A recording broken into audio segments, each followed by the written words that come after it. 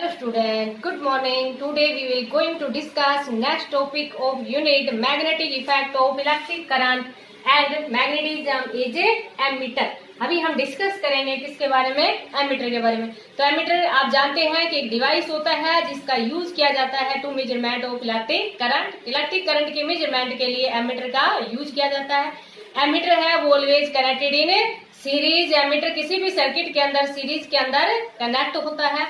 दूसरा यहाँ पर देखो आपके पास क्वेश्चन इस टाइप से पूछा जाता है। यहाँ पर जो क्वेश्चन बनेगा वो ये बनेगा, how a galvanometer is converted into ammeter. How a galvanometer is converted into ammeter. यहाँ पर क्वेश्चन इस टाइप से पूछा जाता है आपसे कि गैल्वेनोमीटर है वो किस प्रकार से कन्वर्ट होगा एमीटर में। Means how a galvanometer works with same as ammeter work. जैसे कि एमीटर वर्क करता है वैसे ही गैल्वेनोमीटर वर्क करेगा। तो उसके लिए हमें क्या करना पड़ेगा यहाँ पर। तो जैसे कि प्रीवियस वीडियो थी जिसमें हमने संट के बारे में आपको बताया था, तो वहां पर जो संट का एक यूज था वो यही था, ध्यान हो तो आपको। तो संट का एक यूज क्या था कि एक लो रेजिस्टेंस होता है, तो गैल्वेनोमीटर के पैरेलल में एक लो रेजिस्टेंस को कनेक्ट कर देते हैं, तो गैल्वेनोमीटर वैसे ही वर्क करता है जैसे कि एमीटर वर्क करता है। तो यहाँ पर हम किसकी बात करेंगे कि लो रेजिस्टेंस की बात करेंगे। तो एक गैल्वेनोमीटर है उसको एमीटर में कन्वर्ट करने के लिए, means galvanometer work same as ammeter works. तो उसके लिए हम क्या करते हैं कि एक लो रेजिस्टेंस लेते हैं फॉर दिस। इसके लिए ए लो रेजिस्टेंस जिसका नाम क्या बताया था आपको, संट। ए लो रेजिस्टेंस जिसको हमने क्या कहा था, shunt, is connected in parallel, connected in a parallel with a galvanometer. किसके साथ कनेक्ट कर देते हैं, गैल्वेनोमीटर के साथ पैरेलल में कनेक्ट कर देते हैं। देखो एक तो ये गैल्वेनोमीटर है वो वर्क करेगा एज एमीटर, और दूसरा मेन इसका जो यूज था वो ये भी था कि ये प्रोटेक्ट करता है स्ट्रॉन्ग करंट से। जैसे कि मान लीजिए एमीटर यूज कर रहे हैं तो एमीटर को प्रोटेक्ट करेगा, गैल्वेनोमीटर यूज कर रहे हैं तो गैल्वेनोमीटर को प्रोटेक्ट करेगा स्ट्रॉन्ग करंट से। क्योंकि आपने देखा था कि लॉट ऑफ करंट है वो संट के अंदर से पास हो गया था, क्योंकि वो एक लो रेजिस्टेंस होता है, और रेजिस्टेंस जैसे कि आपको पता है obstruction to the flow of current होता है। तो यहाँ पर देखो आपके पास बेटा क्वेश्चन आपके पास इस तरह से, जैसे कि अभी आपको बताया, इस तरह से पूछा जाता है। तो यहाँ पर आप क्वेश्चन ये बनता है कि कितनी वैल्यू होगी संट रेजिस्टेंस की। मीन जो लो रेजिस्टेंस पैरेलल में कनेक्ट करेंगे तो उसकी कितनी वैल्यू होगी। तो अभी हमें क्या करनी है, वैल्यू निकालनी है संट की। तो उसके लिए पहले हम आर्टिकल डिस्कस करते हैं कि किस प्रकार से वैल्यू निकालेंगे, डेरिवेशन उसका, उसके बाद में न्यूमेरिकल इसके ऊपर डिस्कस करते हैं कि न्यूमेरिकल आपके पास कैसे पूछा जाता है। तो देखो बेटा अभी आपको क्या बताया कि गैल्वेनोमीटर है उसके पैरेलल में कनेक्ट कर देते हैं किसको, लो रेजिस्टेंस को, और जिसका नाम क्या है, सन। तो अभी ये जो टोटल करंट है गैल्वेनोमीटर के अंदर करंट कितना चला गया, IG, और संट के अंदर करंट है वो कितना चला गया, IS। समझ आ गया बेटा। तो देखो यहाँ पर अगेन वही चीजें सारी की सारी, जैसे कि प्रीवियस वीडियो में हमने डिस्कस किया था कि I तो हमारे पास क्या है, टोटल करंट है। IS हमारे पास क्या है, करंट इन संट या करंट पास तो संट। जी हमारे पास क्या है, resistance of a galvanometer, resistance of a galvanometer. और देखो यहां पर एस हमारे पास क्या है, resistance of a shunt, resistance of a shunt. ठीक है बेटा। अब देखो यहां पर कई बार आपके पास जैसे कि के की वैल्यू या नंबर ऑफ स्केल डिवीजन दे देते हैं न्यूमेरिकल में ना, तो उसके लिए देखो हमारे पास ये जो IG है ना, full scale deflection, full scale deflection, full scale deflection. जैसा कि आपको प्रीवियस वीडियो में बताया था कि ये संट का यूज बताया था कि संट है वो किस प्रकार से इसको प्रोटेक्ट करता है, तो आपको ध्यान होगा। तो हमने रेंज की बात की थी। तो जो फुल स्केल डिफ्लेक्शन के लिए, फॉर फुल स्केल डिफ्लेक्शन, जो IG है ना उसको हम क्या लिख देंगे, N/K। क्यों लिखा है ये, कई बार आपके पास न्यूमेरिकल्स है उसमें नंबर ऑफ डिवीजन दे देंगे और current require for one scale deflection दे देंगे। तो फिर आपको और फॉर्मूले में जैसे कि अभी हम ड्राइव करेंगे तो उसमें हमें IG की वैल्यू लगानी पड़ेगी। तो उसके लिए आपके पास जो IG है ना, IG उसको हम क्या लिख देंगे, N/K लिख देंगे। एन आपके पास क्या है, number of A division, number of A division, और के हमारे पास क्या कहते हैं, हम फिगर ऑफ मेरिट कहते हैं, या तो फिगर ऑफ ए मेरिट, या हम क्या कहते हैं, current require for one scale deflection, या current for a one scale deflection, one scale deflection. तो देखिए यहाँ एन तो नंबर ऑफ डिवीजन है और के हमारे पास क्या है, फिगर ऑफ मेरिट कहते हैं, या current required for a one scale deflection कहते हैं। तो फॉर फुल स्केल डिफ्लेक्शन के लिए, फुल स्केल डिफ्लेक्शन के लिए आई जी की वैल्यू है वो हमारे पास क्या हो जाएगी, एन इंटू के। समझ आ गया होगा बेटा, मीन्स फुल स्केल डिफ्लेक्शन दिखाएगा तो आई जी की वैल्यू कितनी आएगी। अगर आपके पास न्यूमेरिकल में आई जी की वैल्यू दे रखी है तो आपको ये लगाने की जरूरत नहीं है, और अगर आपके पास नहीं दे रखी, नंबर ऑफ स्केल डिवीजन दे रखे हैं, और number of division means number of scale division, या आपके पास क्या दे रखा है, फिगर ऑफ मेरिट इस टाइप से दिया हुआ है, तब आपको आईजी के लिए क्या फॉर्मूला लगाना पड़ेगा, n into k, where n is the number of scale division और के आपके पास फिगर ऑफ मेरिट या current for one scale deflection of galvanometer.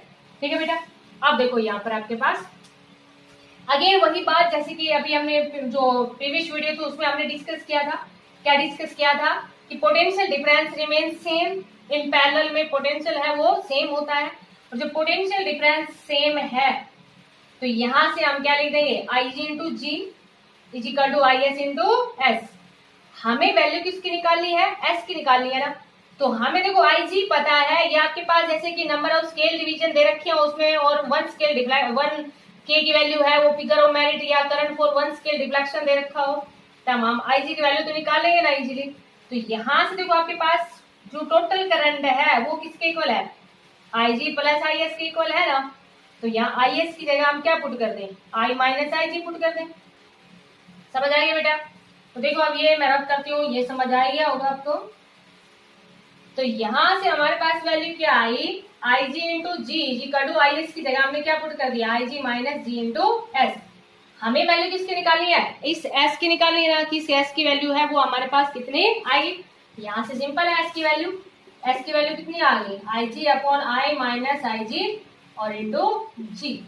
तो देखो यहाँ पर आई जी हमारे पास करंट जो पास हो रहा है गैल्वेनोमीटर से, आई टोटल करंट है और जी हमारे पास क्या है, रेजिस्टेंस ऑफ ए गैल्वेनोमीटर। तो इस फॉर्मूले से हम क्या निकाल देंगे, शंट की वैल्यू निकाल देंगे कि जो लो रेजिस्टेंस है वो कितना कनेक्ट किया जाए पैरेलल में, ताकि गैल्वेनोमीटर है वो वर्क करे एज ए एमीटर, जैसे एमीटर वर्क करता है वैसे ही गैल्वेनोमीटर वर्क करे। मीन्स यहां से हम क्या कहेंगे कि जो वैल्यू है ना शंट रेजिस्टेंस की connected in parallel with galvanometer है वो work as an ammeter for the range, वो जैसे कि मान लीजिए 0 से आई एम्पियर में रेंज में एमीटर वर्क कर रहा है, तो वैसे ही हमारे पास ये गैल्वेनोमीटर है वो वर्क करेगा।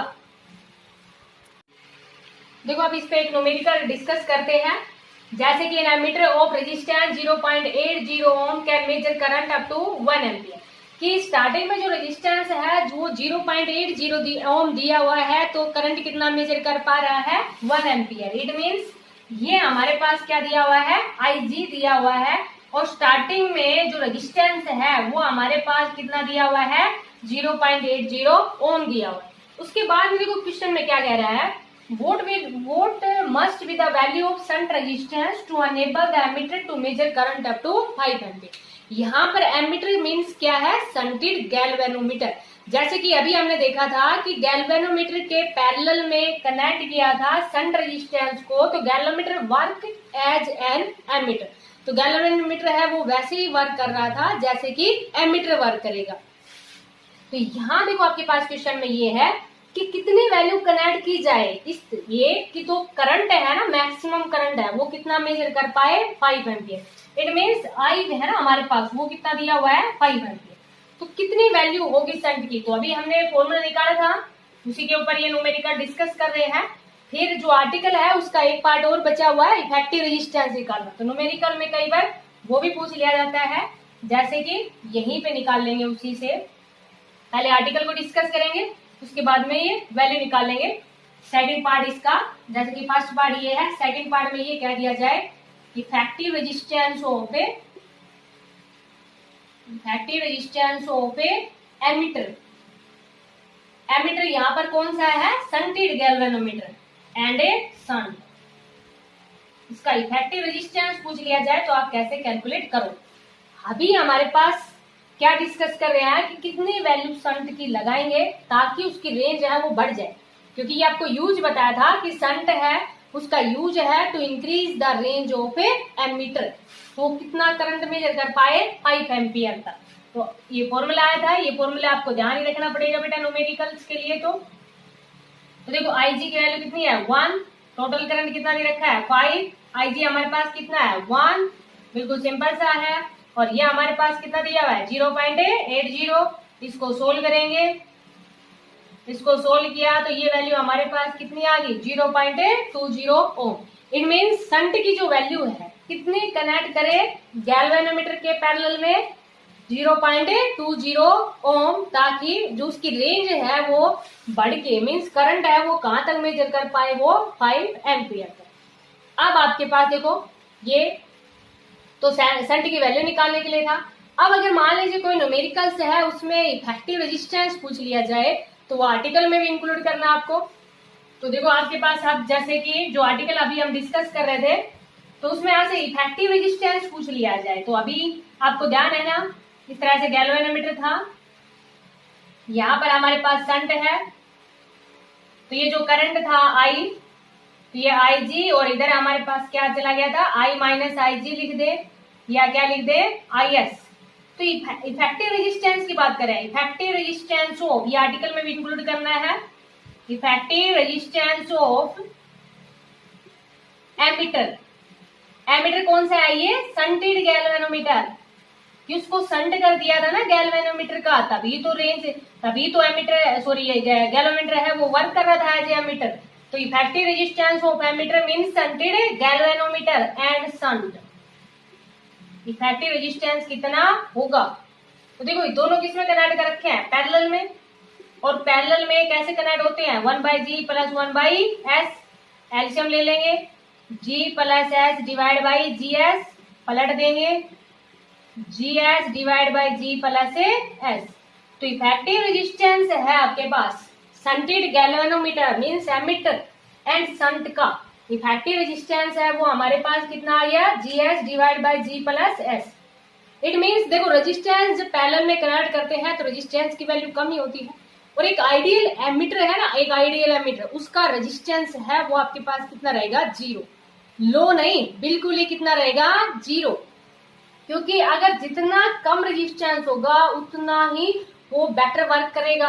तो जो आपके पास आइडियल एमीटर, ध्यान रखना एक नंबर में कई बार पूछ लेते हैं आपसे कि जो आइडियल एमीटर है देखो पैरेलल में कनेक्ट करते हैं तो रेजिस्टेंस कम ही होता है, और यहाँ पर आपके पास अगर कोई भी 1 मार्क्स का अगर कोई क्वेश्चन है उसमें पूछ लिया जाए कि आइडियल एमीटर है उसका रेजिस्टेंस कितना होता है, तो आइडियल एमीटर है 0 रेजिस्टेंस। ध्यान रखना आइडियल एमीटर का रेजिस्टेंस कितना रहेगा 0।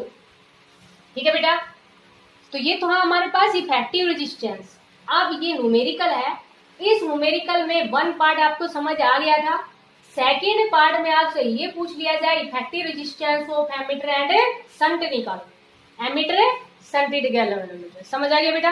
तो इफेक्टिव रेजिस्टेंस निकालने के लिए फॉर्मूला आपके पास सामने है GS divide by G plus S।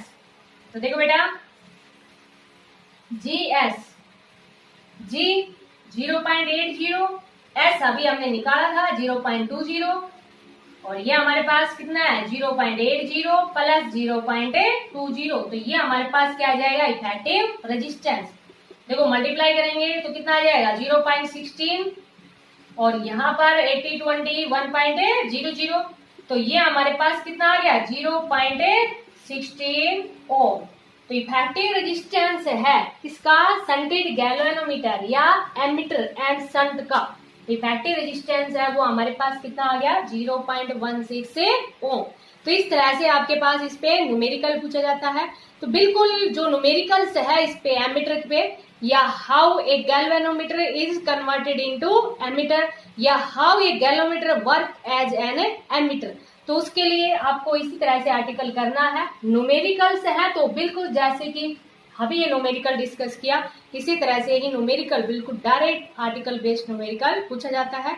तो बाकी के जो रिमेनिंग न्यूमेरिकल्स हैं उनकी आप प्रैक्टिस करना। Thank you. Have a nice day.